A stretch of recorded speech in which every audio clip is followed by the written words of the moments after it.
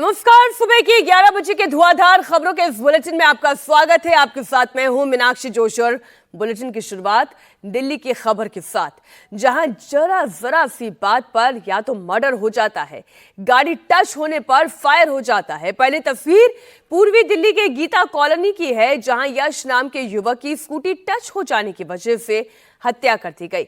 वहीं दूसरी तरफ नंद नगरी की है, जहां थार सवार ने रोड रेज में गोली चला दी।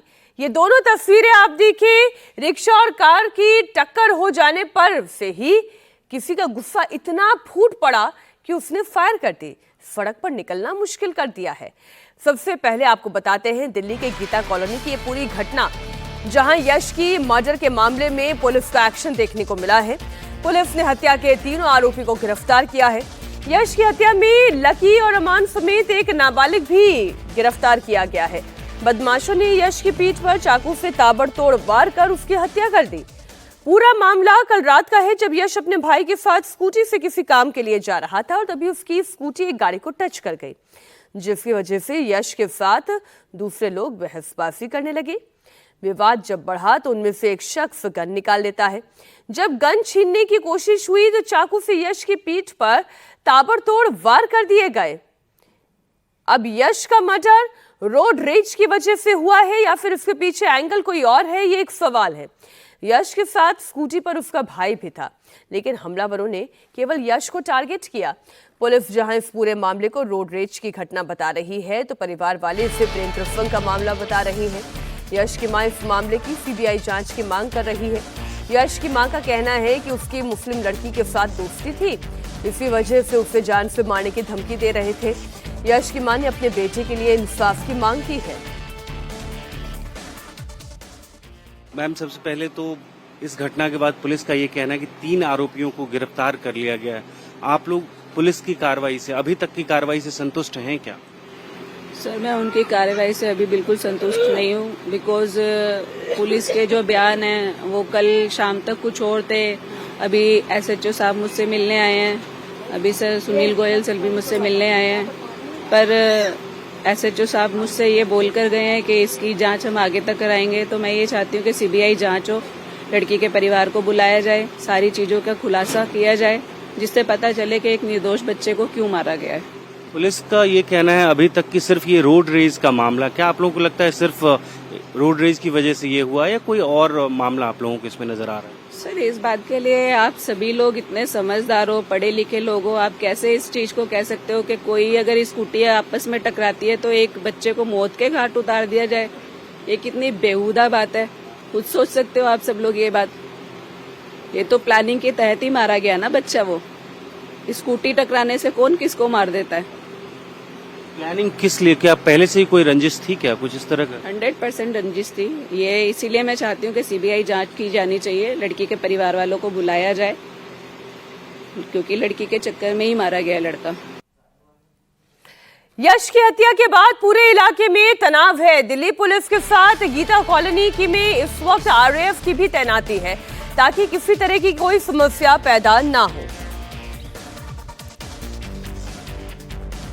राजधानी दिल्ली के गीता कॉलोनी में एक 20 साल के युवक की हत्या के बाद स्थिति तनावपूर्ण है। हम आपको तस्वीरें यश के घर के बाहर की गली से दिखा रहे हैं, जहां पे इस समय भारी सुरक्षा बल तैनात किया गया है। दिल्ली पुलिस यहां पे मौजूद है, अधिकारी दिल्ली पुलिस के मौजूद है, आरएएफ के जवान यहां पे तैनात किए गए हैं, पीएसी की गाड़ी लगाई गई है, बाकायदा एसएचओ मौके का जायजा ले रहे हैं, स्थानीय विधायक आए हैं, क्योंकि मामला ये 2 समुदाय के बीच का है जिन पे आरोप है। वो मुस्लिम समुदाय से आए हैं। यश का परिवार लगातार आरोप लगा रहा है कि ये जो लोग हैं ये पहले से क्रिमिनल बैकग्राउंड के हैं और जिस पे हमला किया गया और जिसने हमला किया, दोनों के घर 500 मीटर के बीच में है। ऐसे में स्थिति शांतिपूर्ण बने रहे, इसलिए भारी सुरक्षा बल यहाँ पे तैनात की गई है। दिल्ली पुलिस ने 3 आरोपियों को इस समय अपनी हिरासत में लिया है और अब आगे की कार्यवाही की जा रही है, आगे की जांच की जा रही है और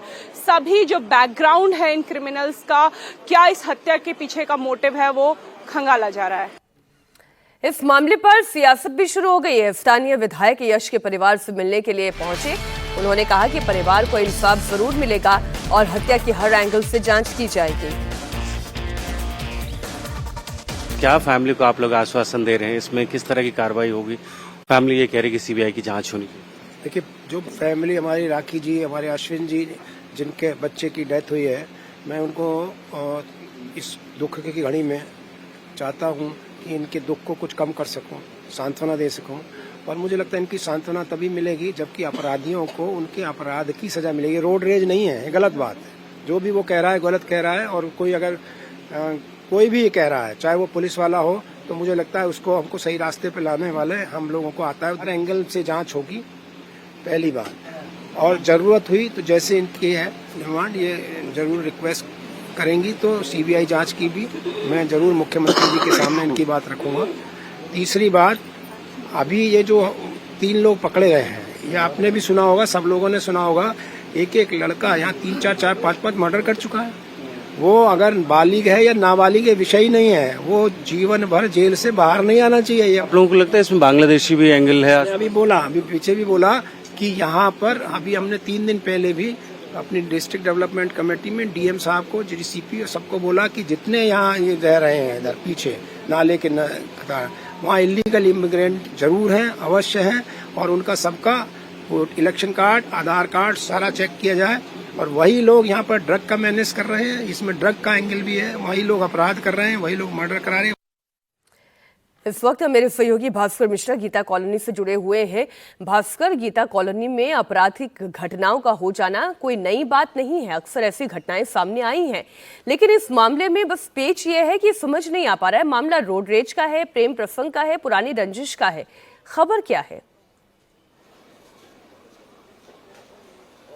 और देखिए, अगर पुलिस की माने तो पुलिस अभी भी इस बात पे अड़ी है, या ये कहें कि आश्वस्त है पुलिस एक तरह से कि ये रोड रेज का मामला है और रोड रेज की वजह से ये हत्या हुई है। लेकिन घर वालों का ये आरोप है, मृतक यश शर्मा की फैमिली का ये कहना है कि ये प्रेम प्रसंग का एक मामला है, लड़की का मामला है, और इसीलिए दिल्ली पुलिस से न की बल्कि सीबीआई से इसकी जांच होनी चाहिए। आसपास के लोगों का भी ये कहना है कि जो 3 आरोपी हैं, जिसमें से एक नाबालिग है, इनका क्रिमिनल बैकग्राउंड है, इलाके में लोग जानते हैं इनको अच्छी तरह से, और ऐसे लोगों पे अंकुश करने के लिए कम से कम पुलिस नाकामयाब रही है अभी तक, और इसीलिए इस तरह की वारदात को अंजाम दिया गया है। अब पहली प्राथमिकता ये थी पुलिस की कि इलाके में शांति व्यवस्था बहाल हो, इसीलिए आरएफ की तैनाती कर दी गई थी, दिल्ली पुलिस की तैनाती कर दी गई थी। और यहाँ पे गीता कॉलोनी की अगर बात करें तो मिक्स पॉपुलेशन है, हिंदू मुस्लिम दोनों समुदाय के लोग यहाँ पे रहते हैं, तो ये आशंका बनी हुई थी। कल जब ये घटना हुई उसके बाद देर रात में जो आरोपी है, एक नाबालिग आरोपी है, उसके घर पे तोड़फोड़ भी हुई थी, ताले लगे हुए थे घर पे, लेकिन उसके बाहर जो मीटर लगा हुआ था, कांच लगे हुए थे, उसको तोड़ दिया गया। तो ये एक डर था पुलिस के मन में। तो पहली प्राथमिकता पुलिस की ये थी कि आसपास इलाके में शांति व्यवस्था कायम रहे। दूसरी तरफ जो आरोपी थे उनको गिरफ्तार करना था, हिरासत में लेना था, वो कर लिया है और अब जांच कर रही है। फैमिली से बात हुई है पुलिस की, एसएचओ खुद वहां पे मौजूद थे, उन्होंने अपना हवाला दिया है कि क्रिमिनल इन्वेस्टिगेशन का मेरा ये रिकॉर्ड रहा है और आप आश्वस्त रहिए, आप जो भी एंगल आपने कहा है हम उसकी जांच करेंगे।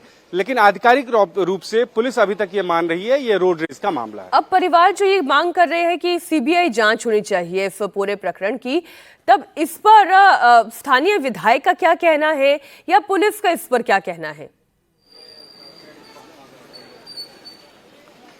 और देखिए, डॉक्टर अनिल गोयल यहाँ के विधायक हैं, आके फैमिली से मुलाकात की उन्होंने, और उनके सामने में ही ये मांग रखी गई कि दिल्ली पुलिस पे भरोसा नहीं है। वजह ये थी कि दिल्ली पुलिस साफ कह रही है कि रोड रेज का मामला है, और परिवार का ये कहना है कि ये प्रेम प्रसंग का मामला है, एक लड़की का एंगल है, और पुलिस अगर सिर्फ रोड रेज के मामले से जांच करेगी तो उस लड़की और उसकी फैमिली से जांच पड़ताल नहीं की जाएगी, जिससे सच्चाई बाहर नहीं आएगी।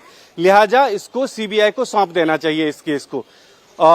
फैमिली को आश्वासन दिया है स्थानीय विधायक ने कि अगर वो लोग लिख के देते हैं कि सीबीआई की जांच होनी चाहिए तो उनकी इस मांग को वो मुख्यमंत्री रेखा गुप्ता के सामने रखेंगे, जिससे कि इस मामले की जांच हो पाए सीबीआई के द्वारा। लेकिन मुझे ये लगता है कि ये पीड़ित परिवार को एक आश्वासन के तौर पे क्या देख सकते हैं इसको। अभी बहुत कम वक्त हुआ है इसमें, और तमाम सीनियर पुलिस ऑफिसर्स जांच पड़ताल कर रहे हैं। मुझे लगता तो है यानी बहुत जल्द पुलिस को इसकी भी थोड़ा सच्चाई सा और सामने आ वक्त जाएगी। दिया जाना चाहिए। बहुत शुक्रिया भास्कर आपका पूरी जानकारी के लिए। गीता कॉलोनी के बाद अब खबर नंद नगरी की, जहां रिक्शा चालक पर थार सवार ने गोली चला दी। पूरा मामला अमित विहार का है, जहां रिक्शा एक काले रंग की एसयूवी से बस मामूली सा टकरा गया था। इस बात पर एसयूवी के ड्राइवर ने गुस्से में आकर उस पर गोली चला दी और मौके से फरार हो गया। फिलहाल पुलिस ने थार चालक और उसकी महिला साथी को अरेस्ट कर लिया है। बताया जा रहा है कि रिक्शा चालक ने विरोध किया, जिसकी वजह से थार सवार को गुस्सा आ गया। इस वजह से उसने फायर कर दिया।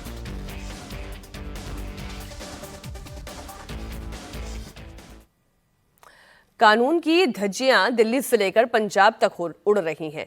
अब लॉ एंड ऑर्डर कैसे ध्वस्त नजर आ रहा है, इसका एक नमूना मैं आपको पंजाब से दिखाती हूं, जहां पर लुधियाना में सरेआम मर्डर से सनसनी फैल गई। इस मर्डर का वीडियो भी सामने आ चुका है। अकाली दल के पूर्व सांसद जगदेव सिंह, तलवंडी के पीए रह चुके कुलदीप सिंह मुंडिया की बीच सड़क पर हत्या कर दी गई। हत्या का वीडियो सामने आ चुका है। किसी राहगीर ने यह वीडियो अपने मोबाइल से बनाया है। इसमें कुलदीप को जमीन पर गिराकर कुछ लोगों ने तलवार से हमला कर दिया। आप पहले वीडियो देखिए, आगे की खबर फिर आपको बताती हूँ। आप इस वीडियो को जरा गौर से देखिए। तलवार से एक के बाद एक हमला किया जा रहा था इस व्यक्ति पर।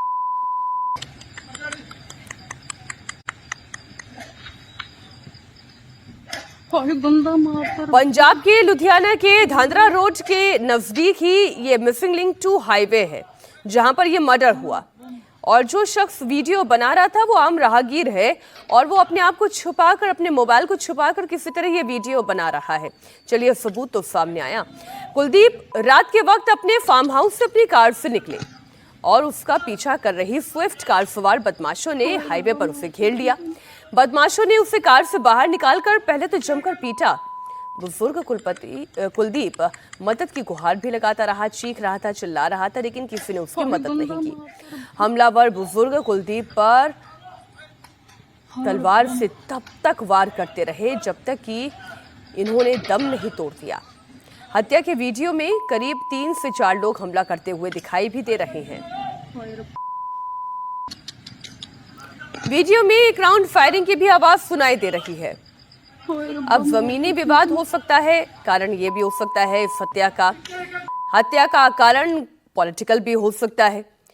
पूर्व सांसद के पीए का मर्डर होना और गैंगस्टर की मां का इधर बटाला में 2 दिन पहले हत्या कर देना, ये बताता है कि पंजाब में कानून व्यवस्था धराशायी हो चुकी है। कुलदीप सिंह गांव मुंडिया के रहने वाले थे। आपको जानकारी देते कुलदीप सिंह के बारे में, वो प्रॉपर्टी का काम किया करते थे। कुछ वक्त विदेश में बिताने के बाद वो वापस लुधियाना आए थे। घटनास्थल से मिली इंफॉर्मेशन के मुताबिक यह हत्या जमीनी विवाद की वजह से हुई है। अभी इस बारे में किसी भी पारिवारिक सदस्य या पुलिस अधिकारी ने कोई आधिकारिक पुष्टि नहीं की है। पंजाब में लॉ एंड ऑर्डर किस तरह से चरमराता हुआ नजर आ रहा है, ये 2 तस्वीरें बताने के लिए काफी है। पूर्व सांसद के पीए का जैसे मर्डर किया गया। पुनीत परिंजा मेरे सहयोगी इस वक्त लाइव जुड़े हुए हैं। पुनीत, पहले तो आप ये बताएं कि कुलदीप के मर्डर के पीछे रीजन क्या बता रही है पुलिस, क्या कारण रहा? देखिए, कुलदीप की जो मर्डर हुआ है, 65 साल की इनकी उम्र थी और ये अपने फार्म हाउस से वोल्क्सवैगन कार्स के ऊपर सवार होकर जब आ रहे थे तो हमलावरों ने कार रोककर तलवार से हमला किया, जिसका एक वीडियो जो था वो लुधियाना के किसी निवासी ने बनाया और उसके बाद वो वायरल हो गया। बहरहाल अभी परिवार जो है वो बातचीत नहीं कर रहा है। हालांकि कुछ एक रिश्तेदार या पुलिस से जो बातचीत हुई है उसमें उनका ये कहना है कि कुलदीप जो थे वो पिछले काफी लंबे समय से प्रॉपर्टी का काम कर रहे थे। बहुत पहले वो पीए हुआ करते थे और उसके बाद वो विदेश चले गए थे। विदेश से आने के बाद उन्होंने यहां पर प्रॉपर्टी का काम शुरू किया था और प्रॉपर्टी के विवाद ही इसका मुख्य कारण जो है अभी बताया जा रहा है कि किसी जमीनी विवाद के चलते इनका हत्या जो है वो की गई है। आपसी रंजिश हो सकती है इसके पीछे वजह। हालांकि अभी पुलिस जो है आधिकारिक तौर पर कोई भी बयान नहीं दे रही है, लेकिन नहीं, अभी तक गिरफ्तारियां कितनी की है पुनीत इस मामले में? पुलिस ने 2 घटनाएं, पहले बटाला में हमने देखा कैसे फायरिंग की गई, टारगेट किलिंग थी ये, और अब ये जो तस्वीरें सामने आ रही है ये भी टारगेट किलिंग है। टारगेट करके कत्ल हुए चले जा रहे हैं। पुलिस क्या कर रही है? देखिए, पुलिस फिलहाल अभी इसमें जांच कर रही है और उनका यह कहना है कि जल्द ही आरोपियों को गिरफ्तार कर लिया जाएगा। उनकी तलाश की जा रही है कि कौन लोग थे, क्या ये खुद प्रॉपर्टी डीलर थे जिन्होंने हमला किया या कुछ पैसे का लेन देन था। इन तमाम पहलुओं पर जांच करने के बाद पुलिस जो है उसका यह कहना है कि जल्द ही आरोपियों को गिरफ्तार कर लिया जाएगा। लेकिन अभी आधिकारिक तौर पर पुलिस इस मामले पर कुछ भी कहने से बच रही है। जी मीनाक्षी। बहुत शुक्रिया आपका पुनीत पूरी जानकारी के लिए। तो ये खबर आपने देखा किस तरीके से पंजाब में लॉ एंड ऑर्डर ध्वस्त है। अब एक बड़ी हैरान करने वाली खबर और दुखद खबर मुंबई से, जहां कांटा लगा फेम डांसर और एक्ट्रेस शेफाली जरीवाला का निधन हो गया। शेफाली सिर्फ 42 आयु की थी। मौत की वजह हार्ट अटैक बताई जा रही है, लेकिन मुंबई पुलिस ने शव को पोस्टमार्टम के लिए भेज दिया है और आगे भी जांच की जा रही है कि कहीं मौत का कोई और दूसरा कारण तो नहीं। मुंबई पुलिस की टीम ने शेफाली जरीवाला के पति, पराग त्यागी और घर में काम करने वाले हेल्पर्स के भी बयान दर्ज किए हैं। 4 लोगों के बयान दर्ज किए गए हैं। मुंबई पुलिस की team forensic team data collect करके घर से निकली है। वहीं पुलिस की टीम बिल्डिंग में आने जाने वाले लोगों का रिकॉर्ड भी ले रही है। परिवार के मुताबिक शेफाली की रात करीब 10:30 बजे अचानक तबीयत बिगड़ी। उन्हें कूपर अस्पताल में ले जाया जा रहा था, लेकिन अस्पताल पहुंचने से पहले ही रास्ते में दिल का दौरा पड़ने की वजह से उनका निधन हो गया। ये तस्वीर इस वक्त आप देख रहे हैं। किसी भी परिवार के लिए ये बेहद परेशान करने वाली खबर है और ख़ास तौर पर जिनका संबंध होता है। ये शायद पराग त्यागी की तस्वीर इस वक्त हम आपके सामने रख रहे हैं। शॉकिंग है उनके लिए भी। और शेफाली जरीवाला जो कि काफ़ी फिट रहती थी, बड़ी ही खूबसूरत महिला, लंबे समय से फिल्म इंडस्ट्री में भी जुड़ी रही थी। हाल ही में हमने कुछ समय पहले उन्हें बिग बॉस में भी देखा था। तो एक ऐसी महिला जो कि हेल्थ कॉन्शियस भी है, जो अपने शरीर का ध्यान भी रखती हैं, जो फिट हैं, उनका दिल का दौरा पड़ जाने की वजह से निधन हो गया। इस बात को लेकर मन में कई सारे डाउट पैदा होते हैं। फिल्म अभिनेत्री और मॉडल शेफाली जरीवाला की बीती रात मुंबई में मृत्यु हो गई। फिलहाल उनके पार्थिव शरीर को कूपर अस्पताल में पोस्टमार्टम के लिए रखा गया है और आज दोपहर 12 बजे तक पोस्टमार्टम की प्रक्रिया पूरी हो जाएगी। मुंबई पुलिस की तरफ से दी गई जानकारी के मुताबिक ऐसा बताया गया है कि लगभग 12 बजे तक जब पोस्टमार्टम रिपोर्ट सामने आ जाएगी, उसके बाद ही औपचारिक तौर पर यह बात कही जा सकती है कि उनकी मौत के पीछे क्या वजह रही होगी। वहीं अगर परिवार और दोस्तों की माने तो एक लंबे समय से वो हार्ट की बीमारी से जूझ रही थी, जिसकी वजह से उनकी मृत्यु हो गई। इस वक्त फिलहाल हम उनके निवास स्थान पर मौजूद हैं। ये गोल्डन रेज वही बिल्डिंग है जहां पिछले कुछ सालों से वो अपने पति के साथ रह रही थी। यहाँ के वॉचमैन और बाकी लोगों ने बताया कि बीती रात लगभग 10 बजे के आसपास उनका परिवार उन्हें लेकर अस्पताल के लिए रवाना हुआ, जिसके बाद देर रात कई लोग यहाँ पर पहुंचे। और वहीं मुंबई पुलिस की फॉरेंसिक यूनिट भी यहाँ कल रात से ही मौजूद है। पुलिस की वैन यहाँ पर मौजूद है। इस वक्त बिल्डिंग के अंदर लगातार घर वालों से और अन्य लोगों से पूछताछ भी हो रही है। फिलहाल पुलिस की तरफ से जो जानकारी दी गई है उसके मुताबिक औपचारिक प्रक्रियाओं को पूरा किया जा रहा है। वहीं फॉरेंसिक रिपोर्ट एक बार जब प्राइमरी रिपोर्ट सामने आ जाएगी, उसके बाद पुलिस ये बता पाएगी कि मौत के पीछे क्या वजह थी। जिस तरह से ये पूरा घटनाक्रम हुआ, अगर आपको बताएं तो कल अचानक देर रात ये खबर आती है कि शेफाली जरीवाला की मृत्यु हो गई है। उसके बाद कई अटकलें लगी, किस तरह से उनकी मृत्यु हो गई, क्या जानकारी है। उसके बाद कुछ परिवार के लोगों और दोस्तों से बातचीत करने के बाद पता चला कि अचानक उन्हें हार्ट अटैक आया, जिसकी वजह से उनकी मृत्यु हो गई। उन्हें पास के अस्पताल ले जाया गया, लेकिन अस्पताल पहुंचने के पहले ही उनकी मृत्यु हो चुकी थी, जिसके बाद पोस्टमार्टम के लिए कूपर अस्पताल फिलहाल उनके डेड बॉडी को ले जाया गया है, उनके पार्थिव शरीर को ले जाया गया है। परिवार के लोग भी फिलहाल वहीं मौजूद हैं। मुंबई पुलिस की टीम औपचारिक तौर पर सभी प्रक्रियाओं को पूरा कर रही है और इसी तर्ज पर घर के शेफ, कुक और मेड को भी फिलहाल पुलिस अंबोली पुलिस स्टेशन लेकर गई है और उनसे पूछताछ की जा रही है। उत्तर प्रदेश के इटावा में यादव कथावाचकों के साथ बदसलूकी के बाद हुए बवाल के मामले में एक्शन जारी है। पुलिस मामले में अब तक 19 उपद्रवियों को गिरफ्तार कर चुकी है, साथ ही कई गाड़ियों को भी जब्त किया गया है। इसके अलावा जिस दांदरपुर गांव में ये घटना हुई थी, वहां पुलिस ने सुरक्षा बढ़ा दी है। जानकारी के मुताबिक गांव में पुलिस और पीएससी को तैनात किया गया है। साथ ही गांव के आसपास आने जाने वाले लोगों पर भी और रास्ते पर भी नजर रखी जा रही है। हालांकि फिलहाल गांव में शांति बनी हुई है। इटावा के दादरपुर गांव में पुलिस की सुरक्षा बढ़ा दी गई है। गांव के आसपास जाने वाले रास्तों पर पुलिस और पीएससी फोर्स तैनात है, जो 24 घंटे निगरानी रख रही है। ब्रजेश कुमार श्रीवास्तव जी हैं एसएसपी इटावा। सर, ये जो झड़प हुई थी इसको लेकर अभी तक आपने क्या कार्रवाई की गई है? कितने लोगों को गिरफ्तार किया गया है? किस आधार पर? देखिए, ये जो पुलिस के साथ झड़प हुई है, जो अराजकता वहां हुई थी, उसमें 19 लोगों को पुलिस ने गिरफ्तार किया है। उनके जो वाहन थे जिससे वो जबरदस्ती रोड को जाम करने की कोशिश कर रहे थे, वो जब्त किए गए हैं। अभियोग पंजीकृत किया गया है इसमें, और इसमें विधिक कार्रवाई प्रचलित है। किस एज ग्रुप के ज्यादातर ये हैं? कहा जा रहा है कि कॉलेज के बच्चे हैं, बहुत से परिवार वाले आ रहे हैं, बच्चे शब्द का इस्तेमाल कर रहे हैं। क्या सभी वयस्क हैं? किस एज ग्रुप के? देखिए, ये तो विभिन्न एज ग्रुप के हैं, और जिन्होंने मौके पे अराजकता करी है उन्हीं के खिलाफ कार्रवाई हो रही है। एक सवाल ये कि एक गाड़ी जो बरामद हुई है, थाने में खड़ी है, उस पर समाजवादी पार्टी का झंडा लगा है, तो क्या इसमें ऐसे लोगों की भी भूमिका है जो किसी राजनीतिक दल से जुड़े हुए हैं? देखिए, ये अभी हमारी विवेचना इस चीज पे फोकस कर रही है कि जिन्होंने उपद्रव किया था, हम उनके खिलाफ कार्रवाई कर रहे हैं। जो आपका प्रश्न है वो उससे पुलिस का कोई वास्ता नहीं है। हम सिर्फ उपद्रवियों के खिलाफ कार्रवाई कर रहे हैं। उनका कोई हमारे पास इस तरह का बाइफरकेशन नहीं है जैसा आप जानना चाह रहे हैं। अच्छा, गगन यादव का नाम सबसे ऊपर लिखा गया है, क्या उनकी भी गिरफ्तारी की जाएगी विवेचना के आधार पर?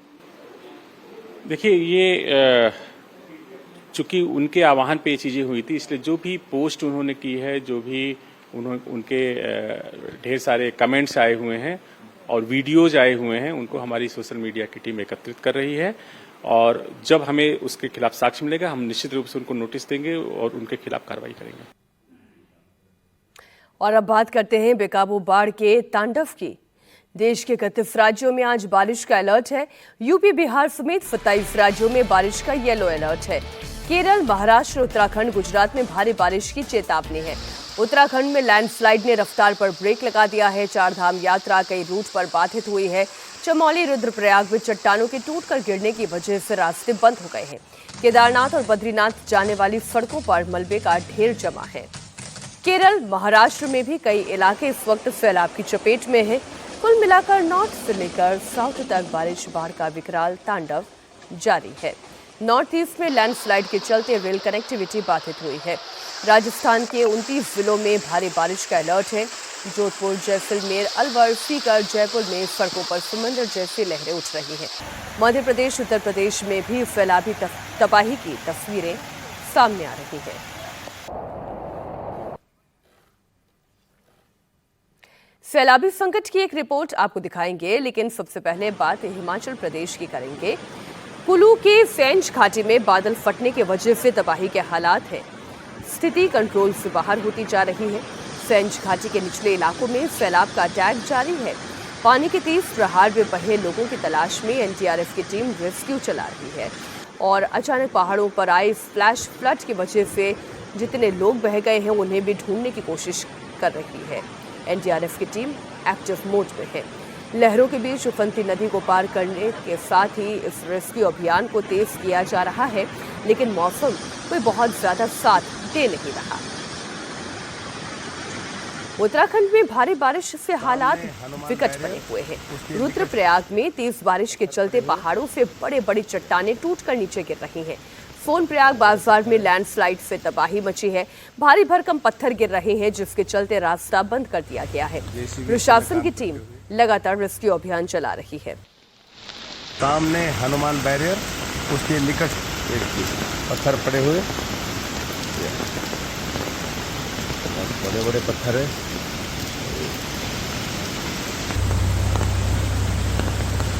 जेसीबी इस समय काम करते हुए। राजस्थान के 29 जिलों में बारिश और बाढ़ का अलर्ट है। जोधपुर में भारी बारिश की वजह से जनजीवन ठप हो गया है। तेज बारिश के कारण सड़कों पर दरिया बह रहा है। गलियों में पानी का प्रचंड प्रहार है और पानी का बहाव भी बहुत तेज है। लोगों की दुकानों में बाढ़ जैसे हालात हैं। रिहायशी इलाकों में सैलाबी आफत देखने को मिल रहा है।